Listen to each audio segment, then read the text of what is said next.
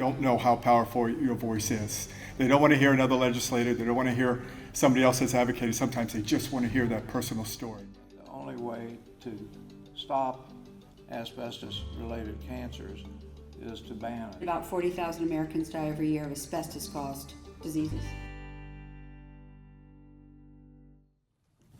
Thank you for being here, and thank you, Linda, for pulling this together today. We really, really appreciate it. Today I am also joined by my mother, who was a special education teacher for 4 years, and so she's going to begin the presentation for us. Good morning, everyone. Again, thank you, Linda, for giving us the privilege to share the story of my husband and relating his cancer journey. This is my family. This was taken in Hawaii. Gilbert and I met at the age of 14 and 15. He was my first date, and I was his first date. We grew up together, and when I graduated high school, I went on to college. He went to the Marines, and after he got out of the Marines and I graduated, we got married, and we had our 3 kids. Dominic, our son, is in the middle. Unfortunately, at the age 30, he had a tumor in his liver, and he left us. Then we have Alicia, who's a civil engineer, and then you all met Rachel. Gilbert was a devoted husband for 47 years. He was a dedicated father and grandfather. He loved his granddaughter, and she said he was his best family friend.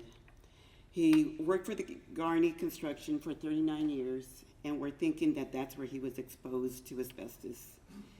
He was a brilliant industry leader. He was a father figure to many.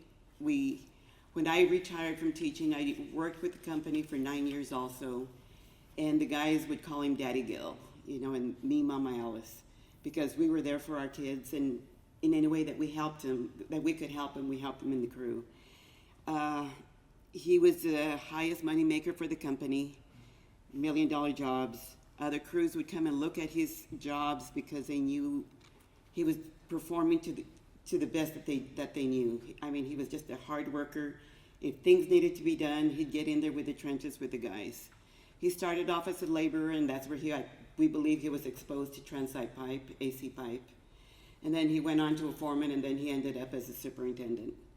He was a generous, kind individual who helped many people in need. Again, these are many ways that we think he may have been exposed to asbestos.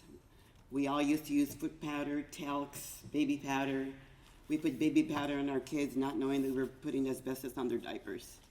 It was a sad situation, so many exposures that we all were exposed to. Why he got the meso and not us, I don't know. Brakes was another thing he always worked on. He worked with heavy equipment. He used to help his dad change brakes. So it was just things that he was always exposed to. The main thing, like I said, was the transite pipe. They were cutting it in the trenches. And I was thinking about Dr. Lemon, all that powder going all around us. I talked to some of his fellow employees, and they remember the dust they were also working in. At that time, PPE was not even available, and we didn't know about the consequences that would be coming 20, 30, 40 years from now. His first diagnosis was, I love the outdoors, we both did, and we went hiking for Mother's Day up to the mountains. And unfortunately, he couldn't breathe, which was very, very different because all along he was a hiker. When we'd go hunting, he'd leave me in the dust. And, that one summer, it was like, what was going on? He was constantly coughing. There was a lot of phlegm coming, and he says, it'll clear up. My lungs will clear up. And by August of 2020, that's when we got the diagnosis. We finally took him in, and he had 5 liters of fluid in his left lung, and his lung had collapsed. They drained the fluid, they sent it in, and that's when he was diagnosed. It was like a world had stopped. They gave him 6 months to live without treatment. And when they gave him that diagnosis, he called us all up, and he said, I have been diagnosed with mesothelioma. I have 6 months to live, or I'm willing to fight for you guys and go through treatment. He's like, I've lived my life, I'm ready to go, but for you guys, I will fight this battle to spend more time with you. And so the treatment began. In September 2020, we started with both alternative medicine and modern medicine. We've gone through chemotherapy, we tried radiation, as well as a list of alternative medicines. You have 3 powerful women looking after this person who is their center, and we could not get enough of Google searching every possible remedy that could exist. And I'd call him up and I'd say, Dad, how are you doing? He's like, I'm just a happy porcupine. They're poking me everywhere. But, you know, as we kept trying everything we could, we had regular chemotherapy, we had the alternative medicine, and then the cancer just kept spreading. It spread to his lymph nodes, his heart lining, his hip, upper back, ribs, and muscles. Every day there was a new ache. He was going under vitamin C, ozone therapy, supplements, mistletoe, CBD, electromagnetic field therapy, multiple rounds of radiation, blood transfusion. And so I would fly in from overseas and talking to doctors in Serbia, talking to doctors everywhere I went, just trying to find a solution. And in the end, you know, it just had this incredible physical toll on us. He couldn't breathe, he couldn't eat, he couldn't sleep. He was in constant pain. There was not enough opioids that could help him, and he hated every single one of them. He had 3 overdoses, and so we always had to have Narcan by standby. Slowly he had convulsions, memory loss, and we spent so many nights in the emergency room.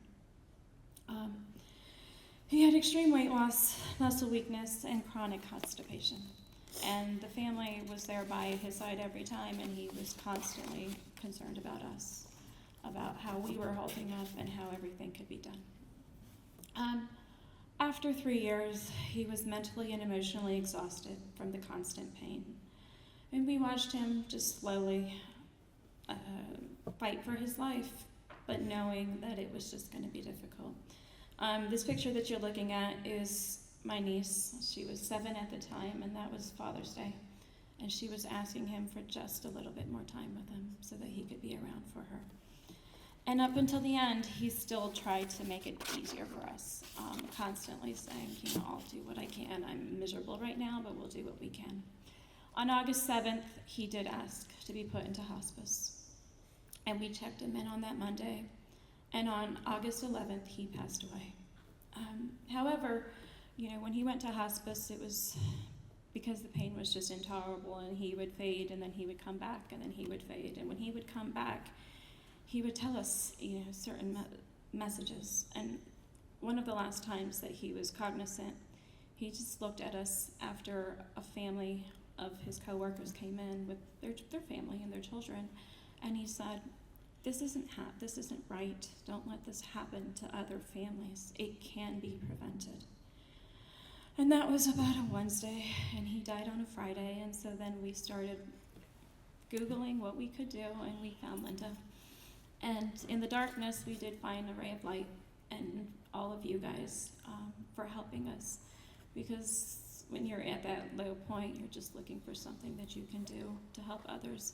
And so since then, we are working with the company that he worked for all of those years to educate the workers, because we know that all of them have been exposed. And as they were coming to say their last goodbyes to hospice, we knew that there will be another family following us and going through this.